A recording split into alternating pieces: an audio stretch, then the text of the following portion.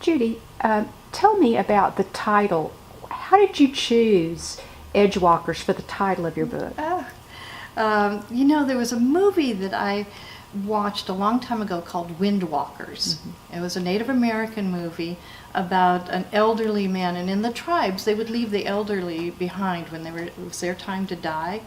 And this old grandfather crawled up into a tree as part of their tradition to die, thinking that the next morning he would be in the great beyond. And he didn't. There was a storm and it knocked him down, and he woke up the next morning and shook his fist at the sky and he goes, "Grandfather, this is not funny." And it really was funny, and really the message was he still had a mission to fulfill. He still had things to do in this life. It's like this great spirit wasn't done with him yet. So that Windwalker term really was enticing to me.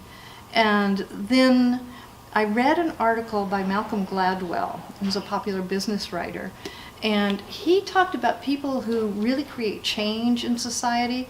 And he said, really interesting thing about change agents is they're always on the fringe of a system.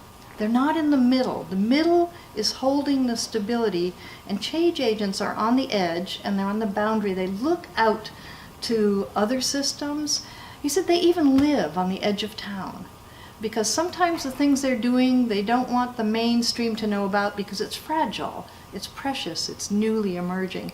And so he talked about these people that were on the edge. And I put that together and said, I was doing a leadership course, and I told people about these stories, and I said, it seems to me like there's some people who are real edge walkers.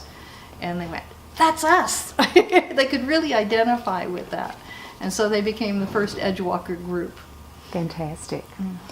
Well, that is wonderful. Thank you, Judi, for sharing your information about your class, about your book, about your work. All right, thank you. So we look forward to having you in an Olli class soon, and wish you all the best of success. Yeah, thank you very much.